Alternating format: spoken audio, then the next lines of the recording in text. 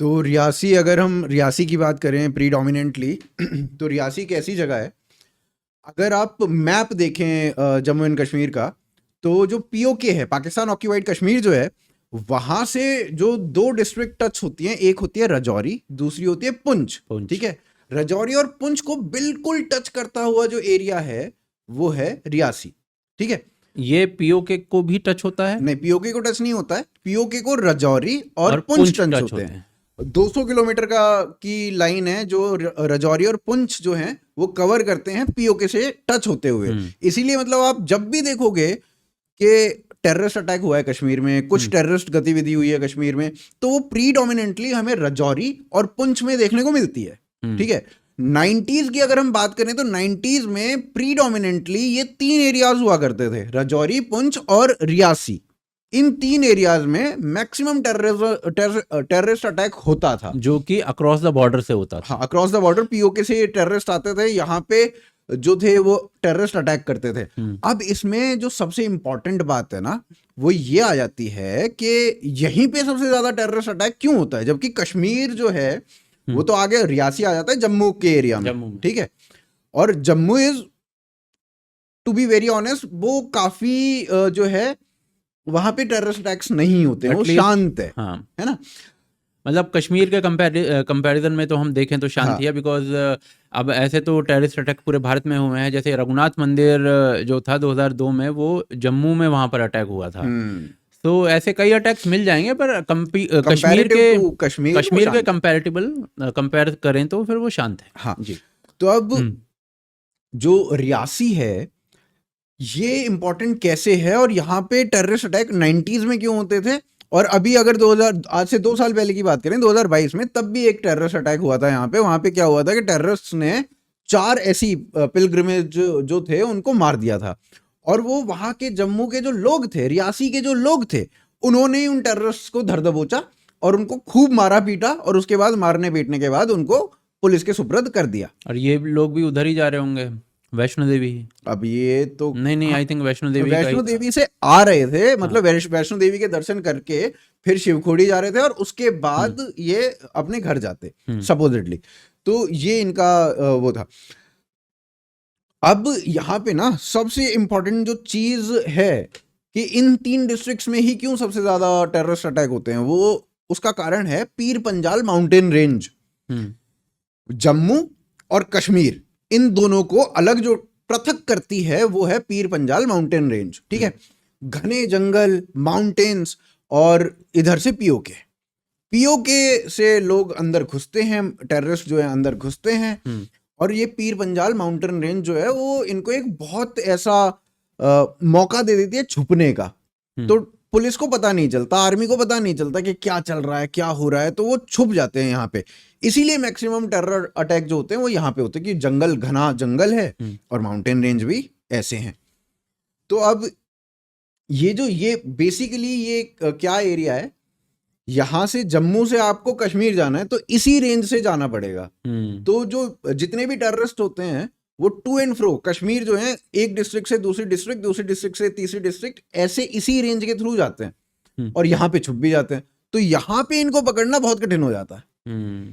अब इन्होंने ये कहा, जो पुलिस की माने तो पुलिस ने कहा कि अभी हम राजौरी में बहुत तगड़े एक्शंस कर रहे हैं। राजौरी में भी थोड़े दिन पहले गतिविधि हुई थी। ठीक है, अभी पुलिस का कहना है कि हम राजौरी में पिछले काफी टाइम से अच्छे एक्शंस कर रहे हैं, टेररिस्ट को खूब लपेट रहे हैं।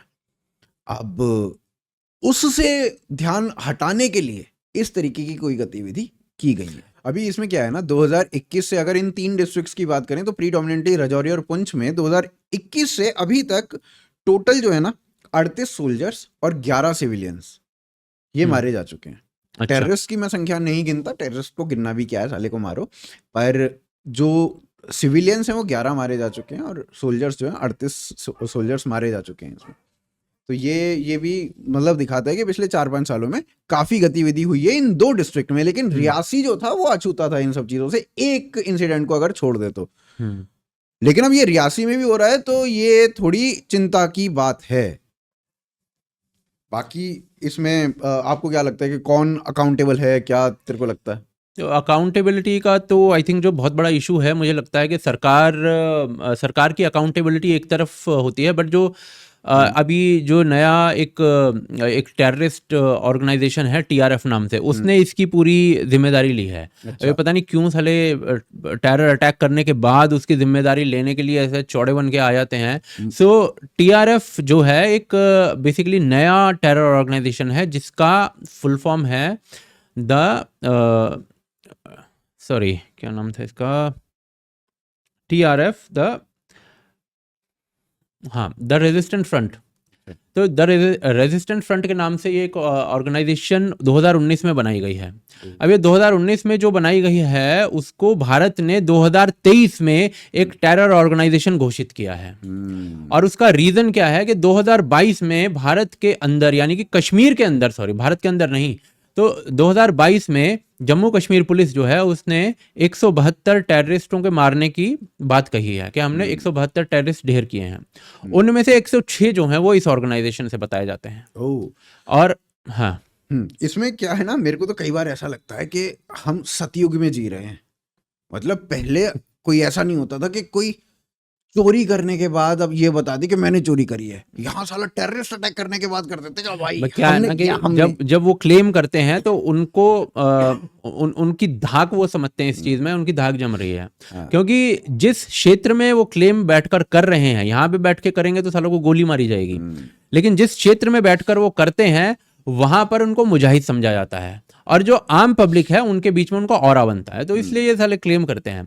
But at the end of the day जो ये TRF था, ये बेसिकली एक ऑफ शूट था लश्कर तोयबा का। लश्कर तोयबा जिसका ओनर हाफिज सईद है। अब इसमें सिचुएशंस ऐसी क्यों बनी है कि एक नई ऑर्गेनाइजेशन का बिल्डअप किया गया। तो फर्स्ट ऑफ ऑल तो ये जो TRF था, ये 2019 में जब शुरू हुआ तो ये स्टार्टिंग में सिर्फ ऑनलाइन काम करता था। ऑनलाइन कुछ वीडियोस छोड़ दिए, उनको वायरल करवा दिया, उसमें कुछ जिहादी बातें छोड़ दी, तो इस टाइप का उसका काम था। 2019 में जब ये स्टार्ट हुआ, उसके 6 महीने के अंदर अंदर इसने एक फिजिकल ऑर्गेनाइजेशन बना ली। क्योंकि बहुत से टेररिस्ट ऑर्गेनाइजेशंस ऐसे थे जिनसे लोग निकल कर इसमें आ गए। वो क्यों आ गए, उसका रीजन था क्योंकि जो FATF है, जो फाइनेंशियल एक्शन टास्क फोर्स है इसकी, IMF की, तो IMF ने बेसिकली कंडीशंस रखी हुई हैं बेल आउट करने के लिए, क्योंकि Pakistan was on the verge of default. तो IMF की जो कंडीशंस हैं उनमें एक कंडीशन ये भी है कि आपको जो टेररिस्ट की फंडिंग है, टेरर की फंडिंग है, वो बंद करनी पड़ेगी। एक ये कंडीशन है। तो अब ऐसी कंडीशन में आप सीधे क्या है कि किसी ऑर्गेनाइजेशन है, जैसे फॉर एग्जांपल लश्कर तोयबा या फिर हिजबुल है, इनको अगर आप सीधे पैसे दे रहे हो किसी भी रूट से, तो वो पकड़ में आ जाएगा। सही बात है। तो एक ऐसी ऑर्गेनाइजेशन को पैसा नहीं जा सकता, आपको सीधा बेल आउट नहीं होगे, उसके बाद आप डिफॉल्ट कर जाओगे।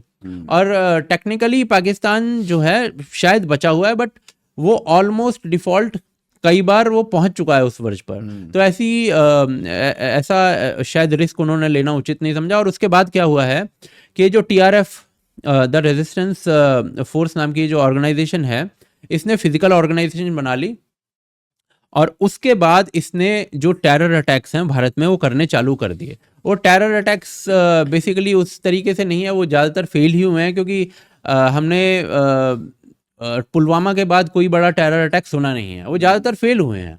पर क्या हुआ कि कश्मीर में घुसे, कुछ छुटपुट घटना करने का प्रयास किया तो शूट कर दिया। जैसे कि मैंने बता रहा था कि 172 में से 106 जो हैं TRF के, जो 172 मारे गए हैं उनमें से। तो उस कंडीशन में ये एक एस्केप रूट है काइंड ऑफ, और ये बच सकते हैं उस चीज़ से कि भाई IMF से पैसा भी निकाल लें और यहाँ पर टेरर एक्टिविटीज़ जो हैं वो भी कर दें।